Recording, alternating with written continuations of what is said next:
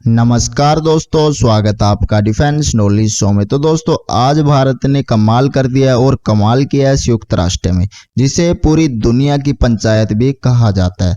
और भारत ने वहां पर एक नहीं तीन इलेक्शन जीत लिए हैं और भारत को यूएन में 3 पद मिल चुके हैं। मैं आपको उन तीनों पदों के बारे में बताऊंगा और साथ ही ये भी बताऊंगा कि भारत इनका इस्तेमाल कैसे करेगा और क्यों ये इतने ज़्यादा मुश्किल इलेक्शन माने जा रहे थे। दरअसल ये इलेक्शन काफी पहले ही हो जाने थे, लेकिन हुआ क्या कि कोरोना काल आ गया। इस वजह से लगातार वहां की बैठकें स्थगित हो गई, लेकिन आखिरकार वहां पर अब इलेक्शन हुए हैं। वहां पर भारत की बहुत बड़ी जीत हो गई है। और वो कैसे? दरअसल वहां पर वो जो इलेक्शन होते हैं वो गुप्त मतदान के जरिए होते हैं, जिस तरीके से हमारे यहाँ पर भी होते हैं। और जिस देश के समर्थक ज़्यादा होते हैं सभी उसे बनाना चाहते हैं। उसके लिए क्या होता है कि मौखिक वोटिंग होती है, यानी कि लोग खड़े होंगे उस देश के प्रतिनिधि, जैसे कि ऑस्ट्रेलिया के प्रतिनिधि, अमेरिका के प्रतिनिधि, और कहेंगे कि हम भारत को समर्थन करते हैं और भारत को चुन लिया जाएगा।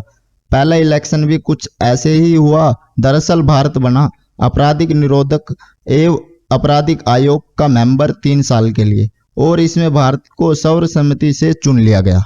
दरअसल जो ये दूसरा इलेक्शन था वो और भी ज़्यादा इम्पोर्टेंट था। ये था विश्व खाद्य कार्यक्रम बोर्ड के पद के लिए। इसमें भारत की जीत हुई है और इसके अलावा फ्रांस, साउथ कोरिया, स्वीडन इसमें जीते हैं। और जो ये तीसरा इलेक्शन था ये काफ़ी ज़्यादा इम्पोर्टेंट माना जा रहा था, क्योंकि इसी के जरिए भारत पश्चिमी देशों की लंका लगा सकता है। वो कैसे? दरअसल पहले ये जान ले कि इलेक्शन किस पद का था। इलेक्शन था लैंगिक समानता एवं महिला सशक्तिकरण बोर्ड का और भारत ने इसको भी जीत लिया है। इसी बोर्ड से कभी पश्चिमी देश भारत को फंसाया करते थे और महिलाओं को लेकर भारत को घेरा करते थे कि भारत में महिलाओं को अधिकार वगैरह नहीं है। अब आपको पता चल ही गया होगा कि हम कौन से इलेक्शन जीते हैं और अब जान लीजिए कि भारत इसका इस्तेमाल कैसे करेगा। तो देखिए, तीनों ही ऐसे पोर्टफोलियो है जिनका इस्तेमाल पश्चिमी देशों और अमेरिका अपने विरोधियों को बदनाम करने में और उन्हें फंसाने में किया करते हैं। जैसे मैं आपको एक उदाहरण भी दे देता हूं। आपको पता ही होगा कि हमने जो दूसरे इलेक्शन की बात की थी वो था वर्ल्ड फूड प्रोग्राम ऑर्गेनिक, यानी कि विश्व खाद्य कार्यक्रम का।